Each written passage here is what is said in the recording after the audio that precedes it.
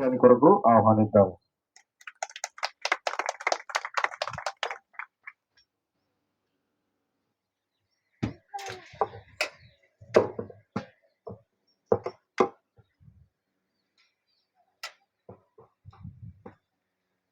పరిశుద్ధుడా, ప్రేమ కలిగిన తండ్రి, నీ పాదాలకు వందనాలు, స్తోత్రములు కలుగును గాక.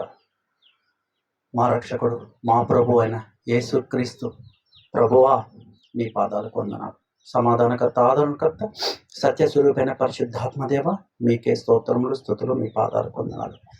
త్రియేక దేవ, మీ కృప చొప్పున, మీ దయ చొప్పున ఇక్కడ జరుగుతూ ఉన్నటువంటి ఈ యొక్క ఆదరణ కూడిక, జ్ఞాపకార్థ కూడిక జరుగుతూ ఉండగా మీ వంటి అగ్ని వంటి వాక్కు చేత మాతో మాట్లాడండి. ఎవరైతే ఈ కూడికను ఏర్పాటు చేసుకున్నారో ఆ కుటుంబమును జ్ఞాపకం చేసుకోమని ప్రార్థిస్తున్నాం ప్రభువా. వారిని ఓదార్చండి. మీ కృప చేత ఆ కుటుంబాన్ని ఆదరించి, బలపరిచి, ఓదార్చి మీ కృపలో వారిని వర్ధిల్ల చేయమని ప్రార్థిస్తున్నాము తండ్రి. మరి ఇక్కడ కూడుకుని ఉన్న అనేకులతో అయ్యా, మీ మాట చేత వారిని ఆదరించి, మీ మాట చేత వారిని రక్షించమని అడుగుతున్నాం ప్రభువా. ఇది మీ కృప, ఇది మీ ప్రణాళిక అయి ఉన్నది ప్రభువా.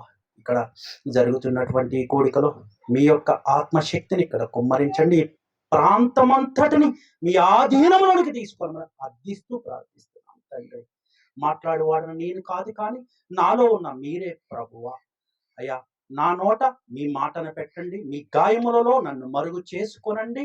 నాతో, మాతో, అందరితో మాట్లాడి అందరిని మీ కృప చేత బలపరచమని, మహిమను, ఘనతను, ప్రభావమును మీకు ఆపాదించుకుంటూ క్రీస్తు పేరట ప్రార్థించుకొని పొందుకున్నాను తండ్రి, ఆమేన్.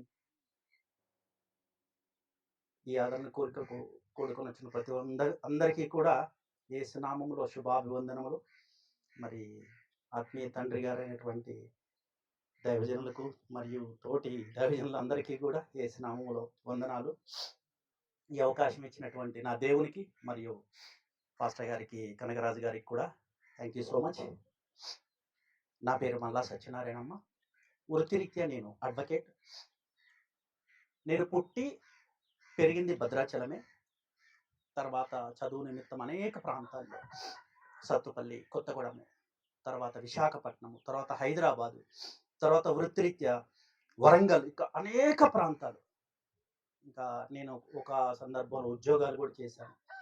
ఆల్మోస్ట్ ఇండియాలో ఉన్న అన్ని రాష్ట్రాలు కూడా తిరిగా, ఏ రాష్ట్రం విడిచిపెట్టలేదు నేను. సో లోకరీతిగా బ్రతికేవాడిని. మా ఇల్లు వచ్చేసి చెర్ల రోడ్లో రాజరాజేశ్వరి గుడి ఐడియా ఉందా మీకు? ఆ గుడి ఎదురుగా ఉన్నటువంటి రెండో ఇల్లు మాదే. మేము 6 అన్నదమ్ములం. అందులో చివరి వాడిని నేనే, 6వ వాడిని. సో దేవుని మహాకృపను బట్టి మా కుటుంబం అంతటిలో, ఒక రకంగా చెప్పాలంటే మా జాతి అంతటిలో కూడా రక్షించబడిన వాడని నేను ఒక్కడిని మాత్రమే. దేవునికి మహిమ కలుగును గాక. ఎవ్వరు కూడా ఇంతవరకు ఈ యొక్క సజీవుడైన దేవుణ్ణి ఇంకా తెలుసుకోలేకపోయారు నా కుటుంబ సభ్యులు. ఆ యొక్క యోగ్యతను, ఆ యొక్క అర్హతను, అట్టి కృపను దేవాది దేవుడు నాకే ఇచ్చాడు. అందు నేను ధన్యుడిగా భావిస్తూ ఉన్నాను. నా దేవునికి మహిమ కలుగును గాక. నేను దాదాపు ఒక 35 సంవత్సరాల విగ్రహారాధన చేస్తూ ఉండేవాడిని. ఆ విగ్రహారాధనలో ఎన్నో పూజలు, యాగాలు, యజ్ఞాలు, వ్రతాలు చేస్తూ ఉండేవాడిని. ప్రతి మనిషికి ఒక పాప భీతి ఉంటుందండి. ప్రతి మనిషి దేవుడి దగ్గరికి ఎందుకు వస్తాడు? అసలు దేనికి వస్తాడు దేవుడి దగ్గరికి? మానవుడు పాప భీతిని, తనలో ఉన్న పాపాన్ని తీసివేయటానికి, తనకు సహాయకారిగా దేవుడు ఉంటాడని ఒక విశ్వాసంతో వస్తాం. అందులో భాగంగానే మనం ఏం చేస్తాం? దేవుని దగ్గరకు వచ్చి పూజలు చేస్తాం, యాగాలు చేస్తాం, యజ్ఞాలు చేస్తాం, హోమాలు చేస్తాం. అట్లా మన భక్తిని అనేక పద్ధతులలో ఆయనకి సమర్పించుకుంటాం మనల్ని మనం. అట్లాగా ఈ రోజున చాలా మంది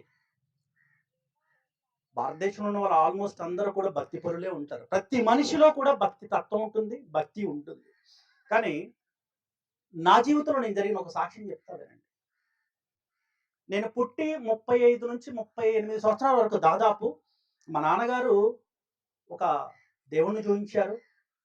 మన కులదేవుడు ఏనే, మన కులదేవత ఏమే అని చూపించారు. దాన్ని పూజిస్తూనే నేను బ్రతికేశాను. యాక్చువల్గా మా నాన్నగారికి ఆ దేవుడు నిజ దేవుడా కాదా ఆయనకి ఆలోచించే టైము లేదు. ఆయనకి వాళ్ళ నాన్నగారు చెప్పుకుంటే వాళ్ళ నాన్నగారికి వాళ్ళ నాన్నగారు చెప్పుకుంటారు. కానీ నిజంగా దేవుడిని చూసిన వాళ్ళు ఎవరైనా ఉన్నారా ఈ సృష్టిలో, ఈ లోకంలో? ఇప్పుడు నేనున్నా, నా కొడుక్కి నా కూతురికి చూపిస్తా, ఇగో ఈయన దేవుడు. నా తదనంతరం ఏం చేస్తారు వాళ్ళు? ఆ దేవుణ్ణి పూజిస్తారు. మా నాన్నగారు చూపించారు కదా అని. నిజంగా దేవుణ్ణి చూసిన వాళ్ళు ఉన్నారా? లేరు. నేను అలాగే పూజించాను. అంటే ఎవరిని విమర్శించడానికి, వ్యతిరేకించడానికి, ఎవరినో తక్కువ చేయడానికి నేను ఇది చెప్పట్లేదు. ఇది నా సాక్ష్యంలో భాగంగా చెప్తున్నాను. నా సాక్ష్యాన్ని నేను చెప్పే హక్కు నాకుంది. ఓకే. మళ్ళీ చెప్తున్నా, ఎవరిని తక్కువ చేయడానికి కాదు, కించపరచడానికి అంతకంటే కూడా కాదు. సో అలాగే పూజించాను, చేశాను. కానీ నా జీవితంలో ఒక్క మార్పు కూడా రాలేదు. ఒక్క మార్పు అంటే అసలు మనిషి ఎందుకు మారాలి? ఎందుకు మారాలి మనిషి? మనలో ఏముంది? మనలో చాలా విషయం దాగి ఉంటుంది. మనలో పాపాలున్నాయి, మనలో శాపాలున్నాయి, మనలో దోషాలున్నాయి.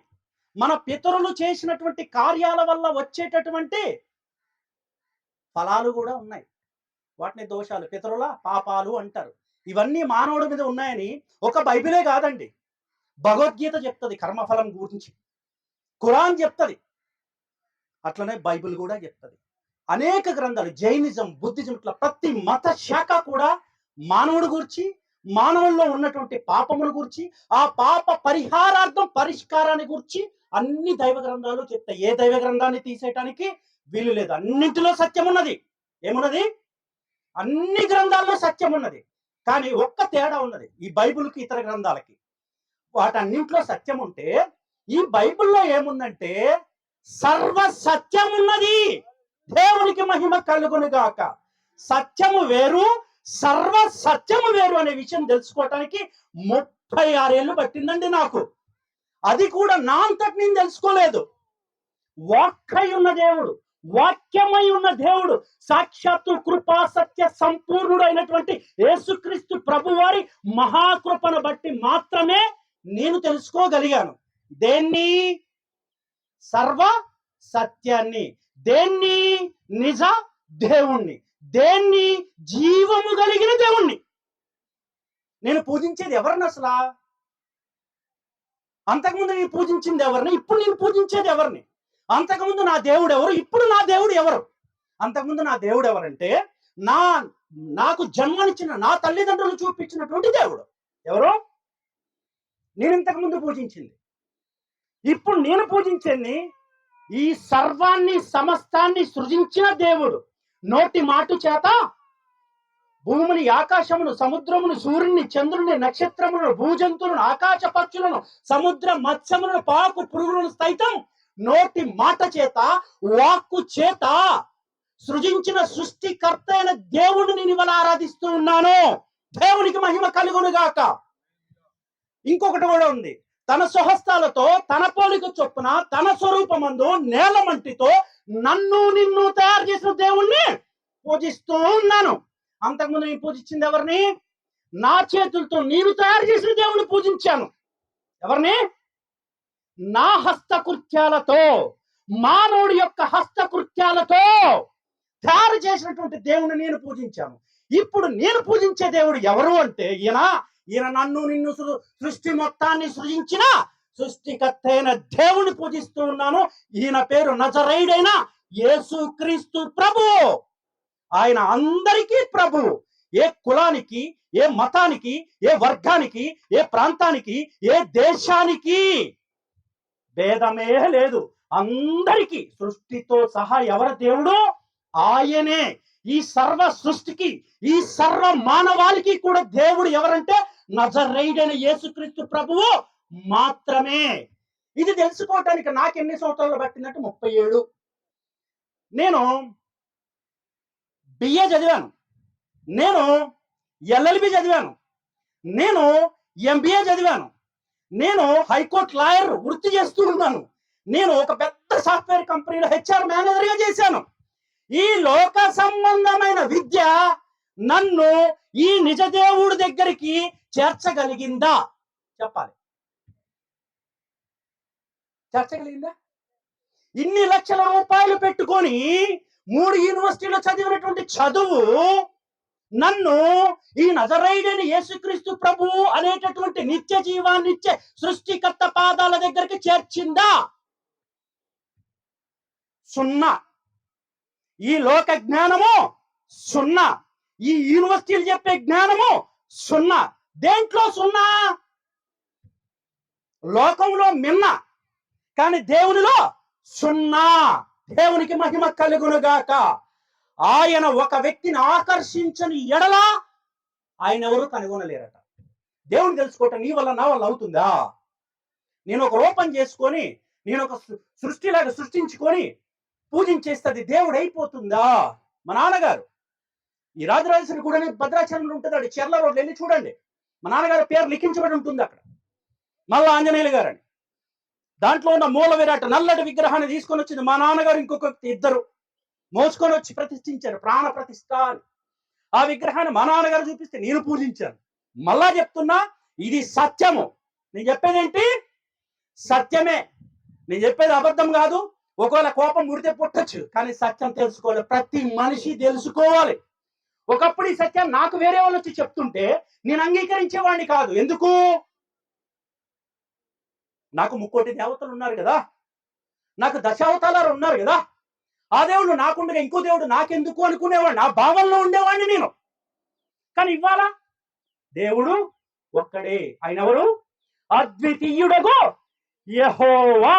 యెహోవే, ఉన్నవాడు, అనువాడు. మరి తండ్రి, కుమార, పరిశుద్ధాత్మ ఎవరండి? ఇక్కడ 3 కనపడుతున్నారు ఏంటి? ఒకడు అంటున్నారు, 3 కనపడుతున్నారు. డౌట్ మీకు రావచ్చు. దేవుడు ఒక్కడే, 3 స్వభావాలు కలిగిన దేవుడు. ఇప్పుడు నేనున్నా, నా కొడుకు నేనెవరు? తండ్రిని. నా తల్లికి నేనెవరు? చెప్పండి. నేను ఒక్కడే. నా కొడుకు ఎవరు? ఆయనే తండ్రి అయిన దేవుడు, యెహోవే, యెహోవా. ఇప్పుడు ఆయనకి కొడుకు ఎవరు? నా తల్లికి నేనెవరు? ఎవరు? కొడుకుని. ఇప్పుడు యెహోవాకి కొడుకు ఎవరు? ఆయనే కుమారుడు, ఈ జగత్ రక్షకుడు అయినటువంటి యేసుక్రీస్తు ప్రభువు. ఆయన ఆత్మ, దేవుడు ఆత్మ గనక ఆయనను ఆరాధించువారు పూర్ణ ఆత్మతో, పూర్ణ శక్తితో, పూర్ణ బలముతో ఆరాధించాలి. సత్యముతో ఆరాధించాలి. దేంతో ఆరాధించాలి? దేవుడు ఆత్మ కనుక మనము పూర్ణ ఆత్మతో, పూర్ణ బలముతో, పూర్ణ సత్యముతో ఆరాధించాలి. ఎందుకంటే ఆయన ఎవరు? సత్య సంపూర్ణుడు, కృపా సత్య సంపూర్ణుడు. కాబట్టి సో మనం ఒక విగ్రహాన్ని తయారు చేసుకొని ఒక గుడి కట్టుకుని ఆరాధిస్తే అందులో సత్యం ఉందా? అసలు దేవుడు ఎవరో తెలుసా మీకు? ఆకాశము ఆయన సింహాసనము, భూమి ఆయన పాదపీఠము. గుడి కట్టగలుగుతామా మనం? ఏంటి? ఆకాశము సింహాసనం అంటే మనం కట్టే గుడి ఎంత ఉండాలి? దేవునికి, నిన్ను నన్ను సృజించిన దేవునికి గుడి కట్టాలంటే మనం సత్యమే మాట్లాడుకుందాం ఈ పూట. ఎంత ఉండాలంట ఆ గుడి? ఆకాశము ఆయన సింహాసనం, అది భూమి అంటే ఆయన ఎంత ఉన్నాడు? మరి భూమి మీద మనుషులు ఉండటానికి, ఇల్లులు కట్టుకోవటానికి, స్థలాలు పొలాలు చేసుకోవటానికి ఇంకా ప్లేస్ ఉంటుందా? మరి ఇప్పుడు కడదామా గుళ్ళు? అంత గొప్ప దేవుడు, అంత పెద్ద దేవుడు నీ హృదయంలో, నా హృదయంలో ఉంటానంటున్నాడు. దేవునికి మహిమ కలుగునుగాక. ఎక్కడుంటాడు? హృదయములో వస్తాడంట ఆయన. లోనకి నీ హృదయమే, నువ్వే ఆయన దేవాలయము. నీ హృదయమే ఆయన సింహాసనమై ఉన్నది. దేవునికి మహిమ కలుగునుగాక. ఎక్కడో గుడి కట్టి ఆయన పూజించడం గొప్ప విషయమా?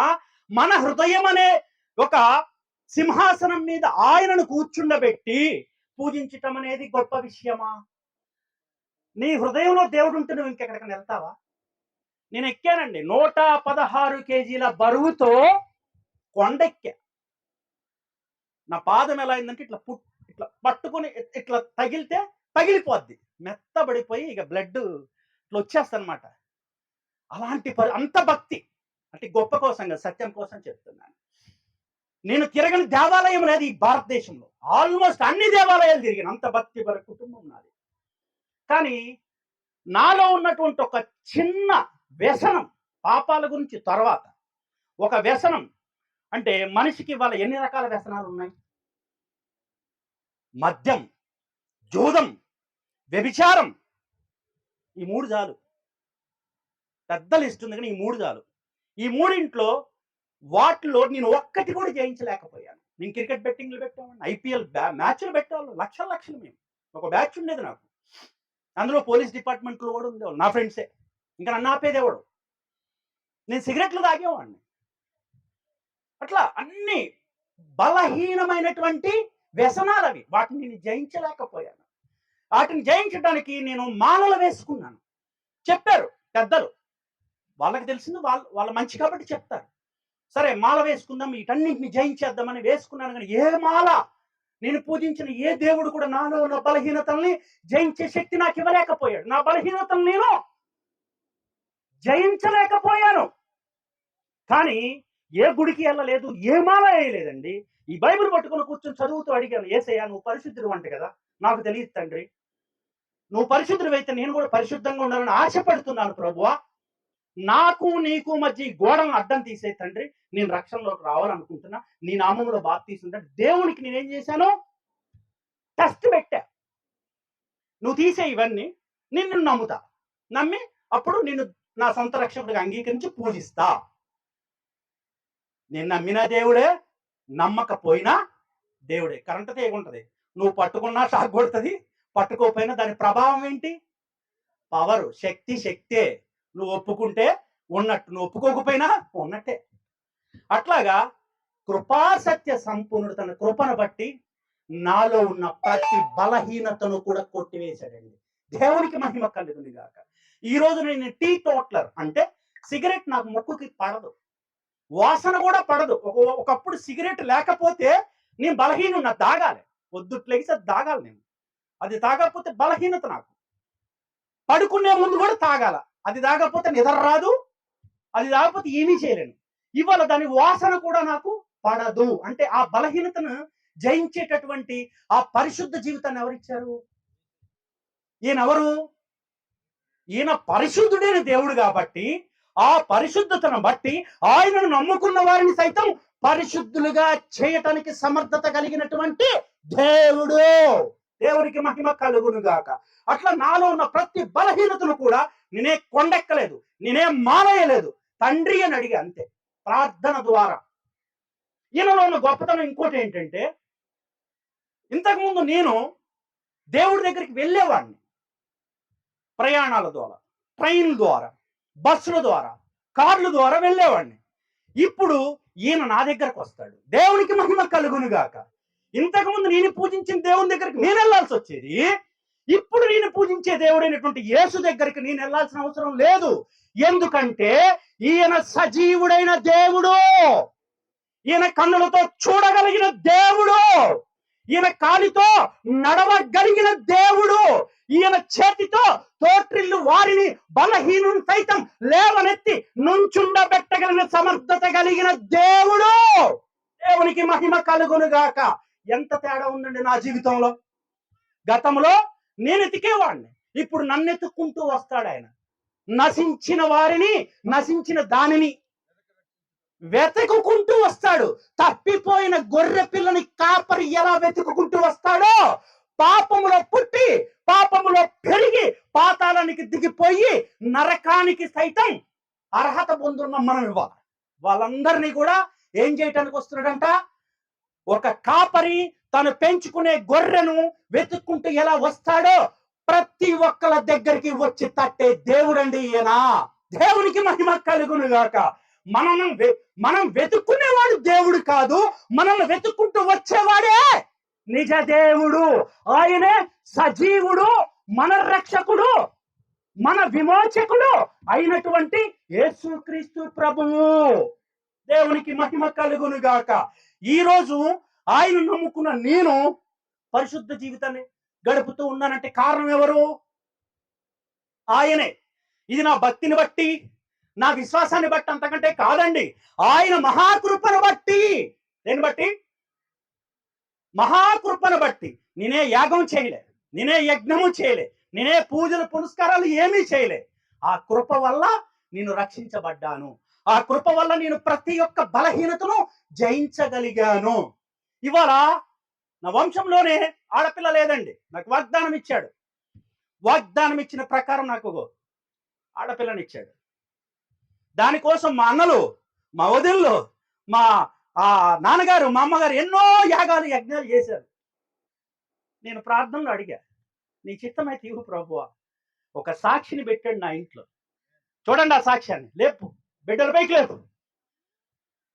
యేసును నమ్ముకున్నా ఆయన నా జీవితంలో చేసిన గొప్ప అద్భుత కార్యం ఏంటంటే అదే సాక్ష్యము. దేవునికి మహిమ కలుగును గాక.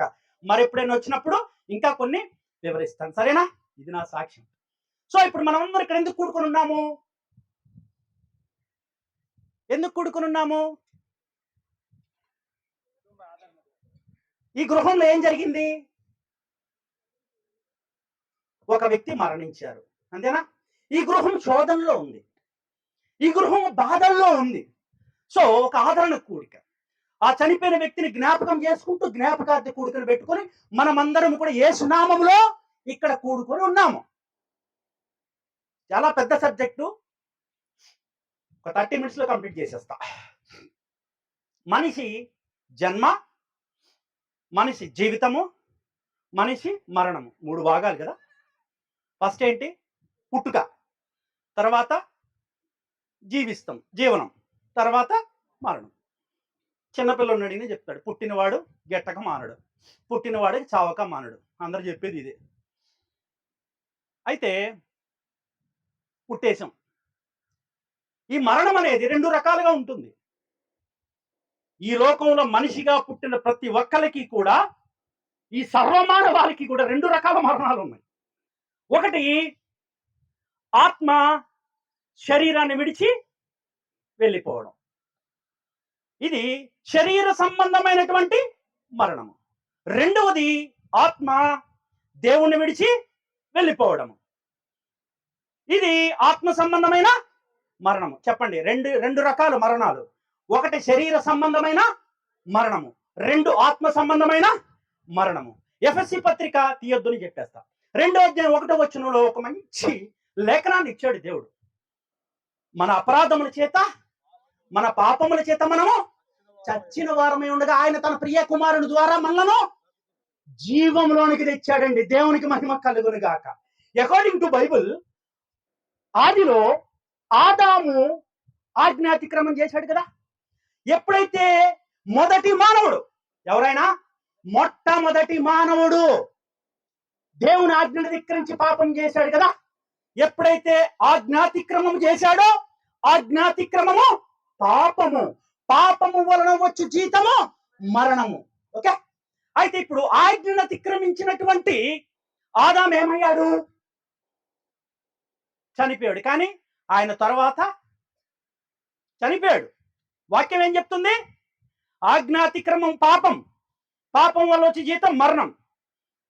పాపం చేశాడు కదా, చనిపోవాలి కదా, కానీ ఆయన చనిపోవాలి. పిల్లలుగా అన్నాడు, భార్యతో జీవించాడు. అంటే అర్థం ఏంటంటే, చెప్పాను కదా, 2 మరణాలు.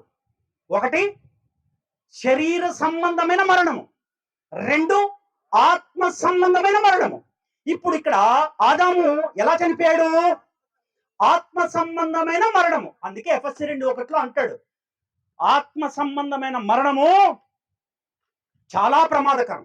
శరీర సంబంధమైన మరణము, దేవుణ్ణి తెలుసుకొని దేవునిలో మరణిస్తే నిత్య జీవానికి వెళ్ళిపోవచ్చు. ఒకసారి ప్రసంగి కదా, ప్రకటన 4:13 వాక్యం చూడండి. 14వ అధ్యాయము 13వ వచనం చూడండి. ఇప్పటి నుండి ప్రభువునందు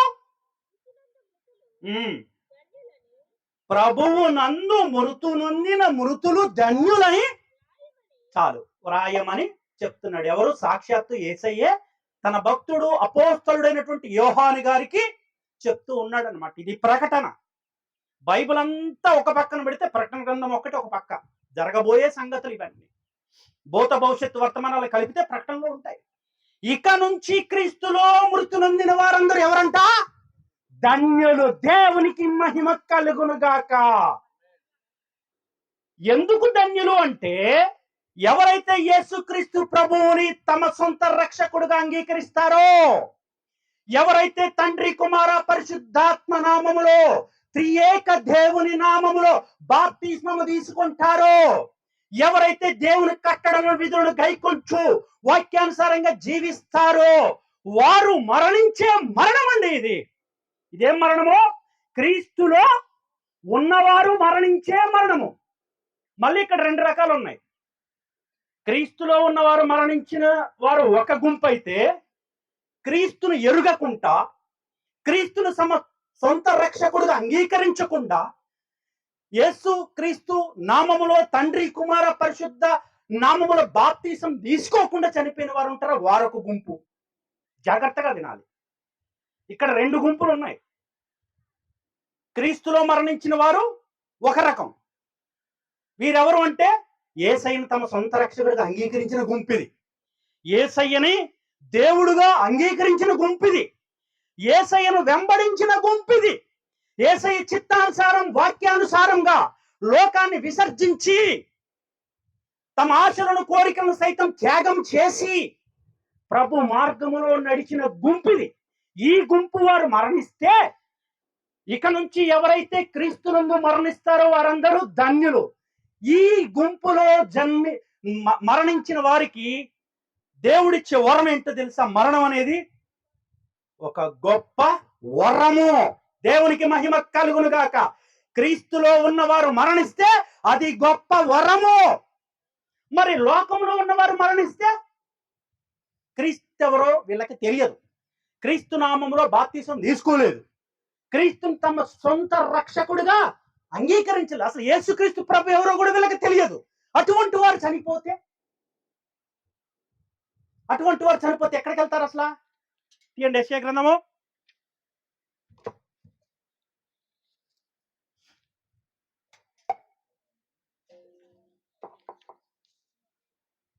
యోబు గ్రంథము 21వ అధ్యాయము 13వ వచనం. వారు శ్రేయస్సు కలిగి తమ దినములు గడుపుదురు, ఒక్క క్షణములోనే పాతాళమునకు దిగుదురు.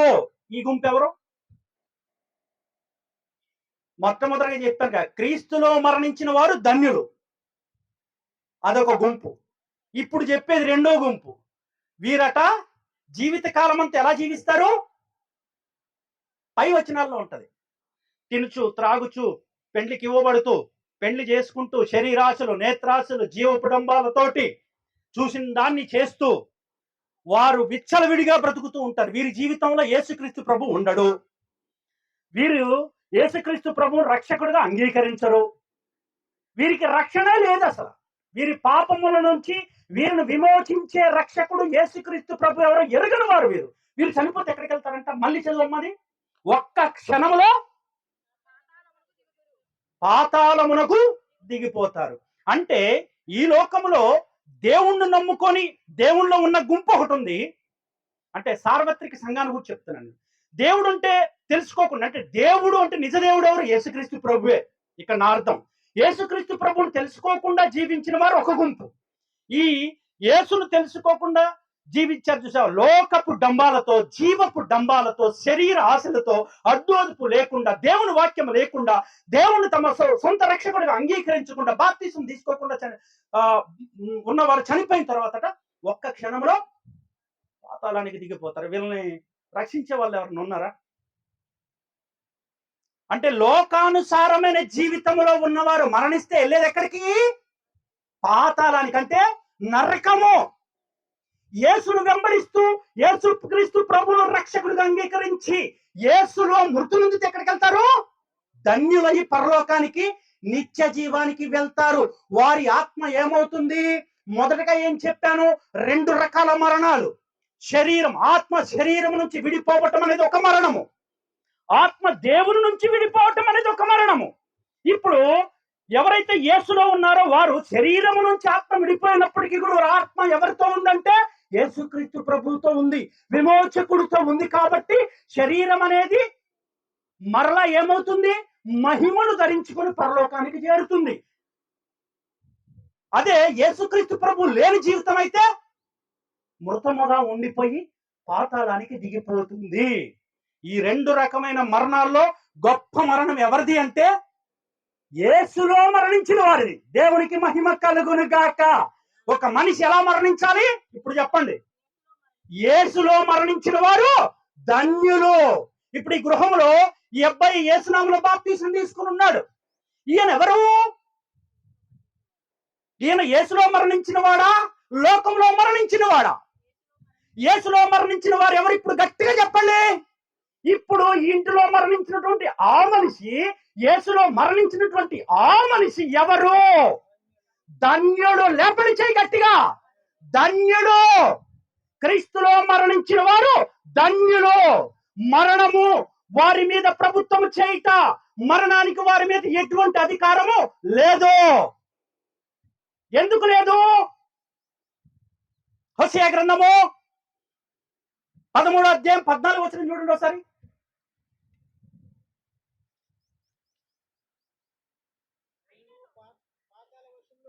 పాతాళ వశములో నుండి దేవునికి మహిమ కలుగునుగాక. మృత్యువు నుండి వారిని రక్షించుదును. సాక్షాత్తు ముల్లోకాలకి దేవుడు, సృష్టికర్త అయిన దేవుడు, పాప విమోచకుడైన యేసుక్రీస్తు ప్రభు వారు మాట్లాడుతున్న మాట ఇది. మృతులలో నుండి వారిని విమోచిస్తాడట. ఇంకొక పదం ఉంటుంది నాకు బాగా నచ్చిన ఇష్టమైన పదం, కింద చదవండి బ్రదర్. ఓ మరణమా నీ విజయం ఎక్కడా? ఓ మరణమా నీ ముల్లెక్కడా? పశ్చాత్తాపం నాకు లేదు అని మరణాన్ని నిలదీసి తాట తీసి అడుగుతున్నాడండి ప్రభువు. ఓ మరణమా నీ విజయం ఎక్కడ? నాలో నువ్వు ప్రభుత్వం చేయగలుగుతావా? నా మీద నీకు అధికారం ఉందా? అలాగే నన్ను నమ్ముకున్న నా భక్తుల మీద నీకు అధికారం ఉందా?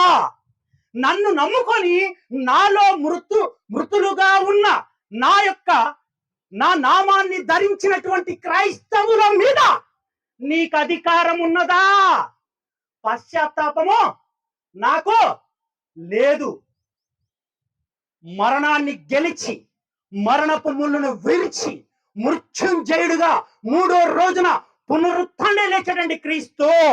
ఎవరైతే ఆయన నమ్ముకుంటారో, ఎవరైతే ఆయన నామములో బాప్తిసం తీసుకుంటారో, ఎవరైతే ఆయన సొంత రక్షకుడిగా అంగీకరిస్తారో వారి కూడా అలాగే సమాధిలో నుంచి మరణాన్ని గెలిచి మరణపు ముళ్ళను విరిచి మృత్యుంజయుడుగా లేచి ఇలాగే అడుగుతారండి, ఓ మరణమా నీ విజయము ఎక్కడా?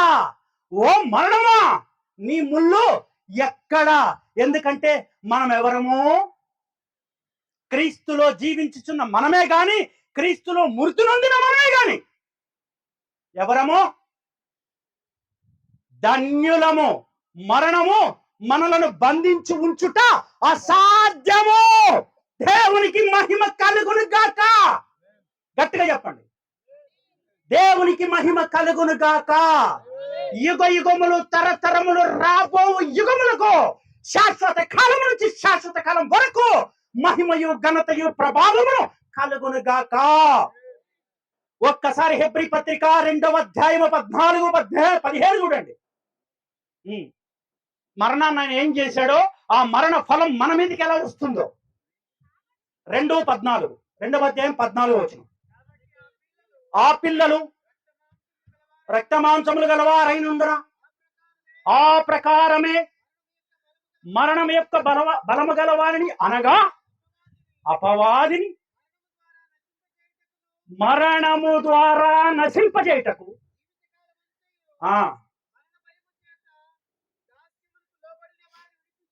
జీవిత కాలమంతయు మరణ భయము చేత దాస్యమునకు లోబడివారు. ఎవరాళ్ళందరూ? మరణం అంటే భయం లేని వారు ఈ భూమి మీద ఉన్నారా? సీఎం నుంచి, పిఎం నుంచి, ప్రెసిడెంట్ నుంచి మరణం అంటే భయపడని వాళ్ళు ఎవరన్నా ఉన్నారా? యేసులో ఉన్నవారు తప్ప, యేసులో ఉన్నవారు తప్ప ఎవరన్నా ఉన్నారా? పోసేసుకుంటారు. శవాన్ని చూస్తే దాంట్లో ఇది ఉంటది తెలుసా మీకు? మరణం ముందు మనిషి ఉచ్చబోసుకుంటాడండి, అంత భయపడతాడు మరణం అంటే. అలాగా మరణ భయము చేత దాస్యమునకు లోబడిన వారిని విడిపించుటకు వచ్చాడండి ఆయన.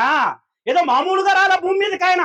ఎందుకు వచ్చాడంటే, ఎవరైతే మరణ భయము చేత భయపడుతూ, ఎవరైతే మరణానికి దాసులైపోయి భూమి మీద ఉన్నారో, గడగడగడలాడుతూ భయపడుతూ, దాసులు అంటే మరణానికి ఏం చేస్తున్నారు వీళ్ళు? లొంగిపోతున్నారు, దాసులు అయిపోయారు. దేవునికి దాసులు అవ్వాల్సిన వారు దేనికి అయ్యారు? మరణానికి అయ్యారు. దేవునికి అది ఇష్టమా? తన స్వహస్తాలతో తన పోలిక చొప్పున తన స్వరూపమందు నేల వంటితో తయారు చేసుకొని తన రూపాన్ని ఇచ్చాడు, తన స్వరూపాన్ని ఇచ్చాడు, అధికారాన్ని ఇచ్చాడు మనకందరికీ కూడా. అందుకని దేవుడు ఏం చేశాడంటే, మానవుడు తన స్వరూపాన్ని కోల్పోయాడు, మానవుడు తన ఆధిక్యతను కోల్పోయాడు. నిత్య నివాసంలో దేవుడితో ఉండవలసినటువంటి మానవుడు ఎక్కడికి వెళ్తున్నాడు ఇప్పుడు? మరణానికి భయపడి, మరణానికి దాసుడైపోయి పాతాళానికి దిగిపోతూ ఉన్నాడు. కాబట్టి దేవుడే, పరలోకంలో ఉన్న దేవుడే దిగి వచ్చాడండి మానవ రూపంలో. దేవునికి మహిమ కలుగును గాక. ఎందుకు దిగి రావాలి ఆయన? ఒక సాదాసీదా మానవుడికి ఎందుకు దిగి రావాలి? అక్కడ కూర్చొని చిటికెత్తి అయిపోద్దిగా. సర్వాన్ని సమస్తాన్ని సాధ్యము చేయగల దేవుడు కదా, నోటి మాట చేత సర్వాన్ని సమస్తాన్ని సృజించిన దేవుడు కదా, ఆయనకు అసాధ్యం అనేది ఏది లేదు కదా. మరి ఎందుకంటే ఆయన మానవ రూపాన్ని ధరించుకుని అన్ని కష్టాలు పడి భూమి మీదకి రావటం? ఇది లోకం యొక్క ప్రశ్న. వాళ్ళందరికీ సమాధానం ఇవ్వాలి ఈ లేఖనం. ఎందుకు అంటే మొదట్లోనే ఉంది, ఆ పిల్లలు రక్త మాంసములు గలవారైనందున. తన పిల్లలు ఎలా ఉన్నారు ఇప్పుడు? పాపం చేసి ఆయన ఇచ్చిన మహిమను కోల్పోయాడు ఆదాము. దేవుడిచ్చిన మహిమను కోల్పోయాడు, దేవుని సన్నిధిని కోల్పోయాడు, దేవుని సహవాసాన్ని కోల్పోయాడు. కాబట్టి మరలా కోల్పోయిన దాన్ని తిరిగి ఇవ్వటానికి నిత్య జీవాన్ని కోల్పోయాడు మనిషి, మరణం పాలయ్యాడు. అందుకే కృపా సత్య సంపూర్ణుడైనటువంటి దేవుడు శాశ్వతమైన తన ప్రేమ చేత మనను ఆదరించి ప్రేమించి, ఏ మనిషి అయితే మరణానికి గెలవకుండా ఓడిపోతున్నాడో, ఏ మనిషి అయితే మరణానికి దాసుడైపోయాడో, ఏ మనిషి అయితే మరణంలోనికి దిగిపోయి పాతాళానికి దిగిపోతున్నాడో, ఆ మనిషి పక్షాన, ఎవరి పక్షాన? ఆ మనిషి పక్షాన. అంటే తను ఎవరినైతే సృజించుకున్నాడో ఆ మనిషి కోల్పోయాడు. ఆ కోల్పోయిన దాన్ని తిరిగి ఇవ్వటానికి తానే మన పక్షముగా మరణంలోనికి ప్రవేశించటానికి మానవాకారంలో వచ్చాడు ఆయన. వాక్యము శరీరధారి అయి కృపాసత్య సంపూర్ణుడిగా దిగాడు. ఎందుకంటే మనం చేయలేకపోతున్నాం కదా, ఆ పని మనం జయిస్తున్నాం మరణాన్ని. మనకు ఆ శక్తి లేదు కాబట్టి మన పక్షాన మనల్ని గెలిపించాలంటే ఏం చేయాలి? ఇప్పుడు మన పిల్లలు ఉన్నారు. ఒక్కోసారి మన పిల్లలు మన ముందు ఒక పని చేయడానికి బాధపడుతూ ఉంటారు, కష్టపడుతూ ఉంటారు. మనం ఏం చేస్తాం? వాళ్ళని ఏం చేస్తాం? ఇప్పుడు మంచం ఎక్కడానికి నా కొడుకు ట్రై చేస్తూ ఉంటాడు, నేనేం చేస్తా? ఓం బూమ్ బుష్ అనగానే ఎక్కేస్తాడా? చెయ్యి పెట్టి లిఫ్ట్ చేస్తా. వాడు ఏదైతే గెలవలేకపోతున్నాడో, వాడు ఏదైతే జయించలేకపోతున్నాడో, నేనేం చేస్తా? నా యొక్క చేత్తోటి వాడికి సహాయం చేసి వాడిని గెలిపిస్తా. ఆట ఆడుతున్నాడు, కరెక్ట్గా ఆడలేకపోతున్నాడు, ఏం చేస్తా? నేను వాడిని ఆటలో గెలిపించడానికి నేను ప్రయత్నం చేస్తా. నా వల్ల కాకపోతే కోచింగ్ సెంటర్కి పంపిస్తా. అంతేనా? ఇప్పుడు దేవుడి పిల్లలైన మరణం వచ్చి మరణాన్ని చూసి ఏమయ్యో? మరణాన్ని చూసి ఏమయ్యో? మరణ భయము చేత దాస్యమునకు లోబడిన వారిని. లేఖనం ఎంత క్లియర్ గా ఉందంట? మరణ భయము చేత దాస్యమునకు లోపడ్డాం, దాసులం అయ్యాం. దేనికి? మరణం అనగానే ఏమవుతుంది మనకి? భయం, మామూలు భయం కాదు. ఇప్పుడు ఆ భయాన్ని తీయాలి. ఆయన పరలోకంలో కూర్చొని చిటికెత్తి అయిపోద్ది, కానీ అది మనకి తెలియదు కదా. పరలోకానికి ఎక్కిపోయినవాడు ఎవడన్నా ఉన్నాడా? ఆయన చిటికెత్తి ఇక్కడ అయిపోద్ది, మరణం కూడా మిగలదు. మరణాన్ని, మృతుల లోకాన్ని ప్రకటన గ్రంథంలో అగ్నిలో పడేసే దేవుడు ఆయన. దేవునికి మహిమ కలుగునుగాక. క్లియర్ గా ఉంటుందండి ప్రకటనలో. మరణాన్ని, మృతుల లోకాన్ని రెండింటిని కలిపి అగ్నిలో పడేస్తున్నాడు. తర్వాత మరణమే ఉండదు మన ఎవరికి కూడా, నిత్య జీవంలో ఉంటాం వీళ్ళందరూ. సో అది వేరే సబ్జెక్ట్. అయితే ఇప్పుడు మన పక్షాన మనల్ని గెలిపించడానికి మానవాకారంలో వచ్చాడు దేవుడే. ఎందుకంటే ఈ సమస్త మానవాల్ని కాపాడటానికి వచ్చి శిలువ యాగం చేసి శిలువలో ఆయన ఈ యొక్క యాగ ఫలాన్ని మనందరికీ ఇచ్చాడు. మరణము ఆయన్ని బంధించి ఉంచిందా? 3 రోజులు ఏం చేశాడు? 3 రోజులు ఎందుకు వెళ్ళాడండి? ఎమ్మటే లేకొచ్చు కదా. ఇది ఒక ప్రశ్న లోకానికి కదా. 3 రోజులు ఎందుకు? ఎమ్మటే లేచిపోవచ్చుగా. 3 days ఎందుకు పట్టింది? ఈ సర్వమానవాళికి రక్షకుడు ఎవరు? ఆయనే. యేసుక్రీస్తు ప్రభు వారు భూమి మీదకి రాకముందు ఒక జనాంగం ఉందా? పాత నిబంధనలో పరిశుద్ధులు ఉన్నారుగా, వాళ్ళందరికీ రక్షకుడు ఎవరు? యేసయ్యే. పాత నిబంధనలో ఉన్నటువంటి పరిశుద్ధులకు, కొత్త నిబంధనలో ఉన్నటువంటి పరిశుద్ధులకు అందరికీ కలిపి ఈ సమస్త మానవాళికి, సమస్త సృష్టికి ఎవరు రక్షకుడు, ఎవరు పాప విమోచకుడు, ఎవరు దేవుడు అంటే యేసయ్యే. దేవునికి మహిమ కలుగును గాక. త్రిత్వములో ఒకడైనటువంటి కుమారుడైనటువంటి యేసుక్రీస్తు ప్రభువే ఆధారం అందరికీ. కాబట్టి ఆయన వచ్చి శిలువలో బలియాగం అయ్యాడు. సర్వపాప పరిహారార్థం రక్త ప్రోక్షణం అవశ్యం తద్రక్తం పరమాత్మేనా పుణ్యదాన బలియాగం. చెప్తా ఉంటాయి అన్ని గ్రంథాలు కూడా. ఇప్పుడు మంత్రం, నేను చిన్నప్పుడు మా గుళ్ళో ఉన్నాను కదా, పొందులు గారు నా గుళ్ళో తీర్థం నేను వెళ్తే ఎక్కువ పోతారు. ఆయన చెంబు పట్టుకెళ్ళేవాడిని, తీర్థం సరిపోక చెంబు నిండా పోసిచ్చేవాడిని. ఈ అబద్ధాలు కదండి, నిజాలే. చెంబులో ఆ కొబ్బరి నీళ్ళు తీసుకొచ్చి ఇంట్లో తాగేవాడిని. అయితే చేతిలో తీర్థం పోసినప్పుడు ఒక మంత్రం చదువుతాడు. అకాల మృత్యుహరణం, సర్వరోగ నివారణం, సమస్త పాపక్షయీకరం, పాదోదకం పావనం శుభం. దీని అర్థం తెలుసా? గుడికి వెళ్ళే వాళ్ళు, తీర్థాలు తాగే వాళ్ళకి అర్థం తెలుసా? నాకే తెలియదు, మీకేం చెప్పాలి? చిన్నప్పటి నుంచి ఆ తీర్థం తాగి తాగి తాగి ఉన్న ఆ మంత్రం విని ఉన్నా, కానీ దాని అర్థం నాకు తెలియదు. దాని అర్థం ఎప్పుడు తెలిసిందో తెలుసా? బైబిల్లో దేవుని వాక్యము చదివిన తర్వాత తెలిసింది. దేవునికి మహిమ కలుగును గాక. సర్వ పాప పరిహారార్థం, అకాల మృత్యుహరణం. మృత్యు చెప్పొస్తుందా? రాదు. అంటే అకాలంగా వచ్చే మృత్యు హరించేది ఆ పాదోదకం అంటాం. పాద ఉదకము, పాదాల నుంచి వచ్చే ఉదకము, పైన శటకోపం పెడతారు. సో ఇది విమర్శించడానికి కదా, ఇది వాళ్ళ భక్తి తత్వం. దాన్ని మనం గౌరవిద్దాం, అందరినీ గౌరవిద్దాం, ఎవరిని కూడా తక్కువ చేద్దాం మనం. సో నేను అందులోంచి వచ్చాను కాబట్టి చెప్తున్నాను. నేను అక్కడ నుండి తెలుసుకోలేంది ఇక్కడికి వచ్చాక తెలుసుకున్న సత్యాన్ని బోధిస్తున్నాను మీకు. దేవునికి మహిమ కలుగును గాక. అక్కడ లేని సత్యాన్ని ఇక్కడ చూశాను కాబట్టి చెప్తున్నాను. దేవునికి మహిమ కలుగును గాక. అకాల మృత్యుహరణం, మృత్యు నుంచి హరించే పాదోదకం అంటది. సమస్త పాపక్షయీకరం, సర్వ పాపాలు, నీ మీద ఉన్న పాపాలు, శాపాలు, దోషాలు, పితరుల పాపాలు ఏవి ఉన్నా వాటిని కూడా తీసివేసేటటువంటి జలం అంటది. సమస్త పాపక్షయీకరం, పాదోదకం పావనం, అదే బాప్తిస్మం అండి. దేవునికి మహిమ కలుగును గాక. ఇంటికెళ్ళి బైబిల్ తీసి రోమపత్రిక 6వ అధ్యాయం చదవండి. అది ఏంటో ఉంటది. పాప పరిహారార్థం జరగవలసినటువంటి క్రియ ఏమిటో దేవుని యొక్క పరిశుద్ధ లేఖనము, అగ్ని వంటి లేఖనము మిమ్ములను అగ్నితో బాప్తిసం చేసి తీసేస్తుందండి. మొత్తాన్ని కూడా, పాప శాప దోషాలన్నింటినీ కూడా. దేవునికి మహిమ కలుగును గాక. టిక్కు పెట్టుకుని రోమ 6 అధ్యాయంలో చాలా క్లియర్ గా ఉంటది. ఆ పాదోదకం అంటే మరేదో కాదు, బాప్తిసంలో మనల్ని పడుకోబెట్టే నీరే. సమస్త పాపక్షయీకరం. ఎప్పుడైతే నీళ్ళలో నువ్వు పడుకుంటావో అప్పుడు నువ్వు యేసుక్రీస్తు ప్రభు వారితో పాటు ఆయన యొక్క సమాధిలో చేరతావు. అంటే నువ్వెవరిప్పుడు ఆయన యొక్క మరణంలోనికి ప్రవేశించావు, ఆయనతో పాటు సమాధి చేయబడ్డావు నువ్వు బాప్తిస్మంలో. ఎప్పుడైతే నీళ్ళలోంచి నువ్వు పైకి లేస్తావో ఆయన పునరుత్థానం, ఎప్పుడైతే మరణాన్ని గెలిచి మరణపులను విరిచి మృత్యుంజయుడిగా లేచాడో ఆ యొక్క పునరుత్థానంలోనికి నువ్వు ప్రవేశించావు, మరణించావు. నీ పాత పాపపు పాపిష్టి జీవితము సమాధి చేయబడ్డది. దేవునికి మహిమ కలుగును గాక. ఎప్పుడైతే నువ్వు ఆ నీళ్ళలోంచి పైకి లేచావో అప్పుడు యేసుక్రీస్తు ప్రభు వారు 3వ రోజున ఎలాగ మరణాన్ని గెలిచి మృత్యువుని జయించి, ఓ మరణమా నీ ముళ్ళెక్కడా, ఓ మరణమా నీ విజయం ఎక్కడా అని మరణాన్ని తొక్కాడో, మరణాన్ని మింగివేశాడో, ఆ రీతిగా నువ్వు కూడా ఆయనతో పాటు ఆయన యొక్క పునరుత్థానంలో పాలు పంపులు చెందావు. ఇప్పుడు మరణము నిన్ను బంధించి ఉంచుట అసాధ్యము.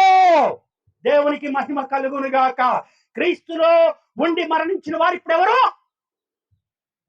ధన్యులు. ఎందుకంటే ఆయన యొక్క పునరుత్థానంలోనికి నువ్వు ప్రవేశించావు కాబట్టి ఈ భూలోకంలో నువ్వు మరణించిన మరణము నిన్ను ఏమీ చేయలేదు. ఎందుకంటే ఆయన బలియాగం నీ మీద ఉంది. ఆయన యొక్క పరిశుద్ధమైన, అమూల్యమైన, శ్రేష్టమైన శిలువ రక్తము, యేసు రక్తము ప్రతి పాపము నుండి నిన్ను నన్ను పరిశుద్ధుని చేస్తుంది. యేసు పొందిన గాయముల చేత నువ్వు నేను స్వస్థపరచబడి ఉంటాము. హెబ్రీ పత్రిక 10వ అధ్యాయంలో ఒక మంచి లేఖనం ఉంటుంది. యేసుక్రీస్తు ప్రభు శరీరం ఒక్కసారియే అర్పించబడుట చేత ఆ చిత్తమును బట్టి మనము పరిశుద్ధ పరచబడి ఉన్నాము. అదే బలియాగం.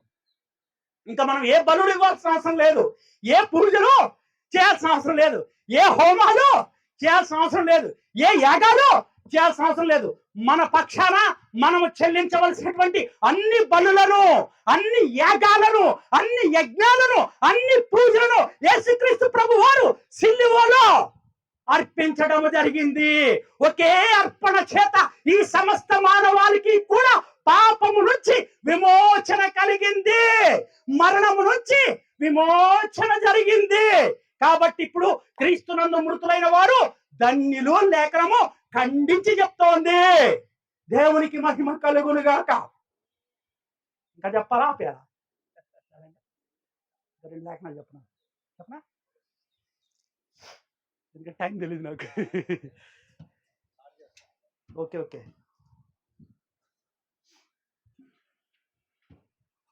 ఒకసారి యోహాను పత్రిక 3వ అధ్యాయం 16వ వచనం చూడండి. అందరికీ తెలిసిందే, కాకపోతే అన్ని జనులకు తెలియదు ఇది. దేవుడు లోకమును ఎంతో ప్రేమించెను,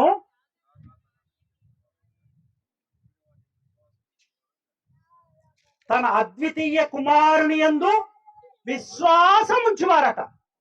ఎవరైతే దైవ కుమారుడు, లోక రక్షకుడు, దేవాది దేవుడు, ప్రభువులకు ప్రభువు, రాజులకు రాజు అయినటువంటి యేసుక్రీస్తు ప్రభువుని నమ్ముతారో, యేసుక్రీస్తు ప్రభువుని విశ్వసిస్తారో, అంటే యేసు ప్రభువుని నోటితో అంగీకరించి యేసుక్రీస్తు ప్రభువుని తండ్రి అయిన దేవుడు 3వ రోజున పునరుత్థానుడుగా, అంటే మృతులలో నుంచి సజీవుడుగా లేపాడు. ఈయన మృత్యుంజయుడు అని ఎవరైతే హృదయంలో విశ్వసిస్తారో, 2 పనులు ఉన్నాయంట. ఇంత గొప్ప రక్షణ మనకు ఎలా రావాలి? యేసునందు మృతి నొందిన వారి ధన్యులు లేఖనం చెప్తున్నప్పుడు యేసునందు మృతి నొందాలి. యేసునందు మృతి నొందాలి అంటే ఏం చేయాలి? ఫస్ట్ నీ నోటితో యేసుక్రీస్తు ప్రభువు, ఆయన దేవుడు, ఆయన నా విమోచకుడు, ఆయన నా రక్షకుడని నమ్మాలి. రెండవదిగా ఏం చేయాలి? ఒక్కటి చేస్తే సరిపోదు. రెండవదిగా ఏం చేయాలి? నీ హృదయంలో విశ్వసించాల. ఈయన మరణాన్ని గెలిచిన వాడు, ఈయన మరణమును విరిచిన వాడు, ఈయన మృత్యువును జయించిన వాడు, ఈయన మృత్యువును జయించాడు. కాబట్టి ఈయన నేను నమ్ముకుంటే, ఎవరో నేను నమ్ముకుంటే నేను కూడా మృత్యువును జయించి నిత్య జీవానికి చేరతాను అని నమ్మాలి. నోటితో ఒప్పుకొని హృదయంలో విశ్వసించాలి. అప్పుడు ఇంత గొప్ప రక్షణ నీ వశమవుతుంది, నీ పరమవుతుంది. నువ్వు శరీరంలో మరణించినా కూడా నీ ఆత్మ పరలోకానికి చేరుతుంది. దేవునికి మహిమ కలుగునుగాక. నీకేది కావాలి? ఎవరు అడుగుతున్నాడు? దేవుడు నీకేది కావాలి? నువ్వు ఈ లోకములో లోకానుసారంగా జీవిస్తూ యేసుక్రీస్తు ప్రభువును తృణీకరించి పాతాళానికి దిగిపోతావా? యేసుక్రీస్తు ప్రభువు నా రక్షకుడు, ఆయన దేవుడు, ఆయన సజీవుడు, ఆయన మృతులలో నుండి మృత్యును సైతం మింగివేసి లేసిన దేవుడు.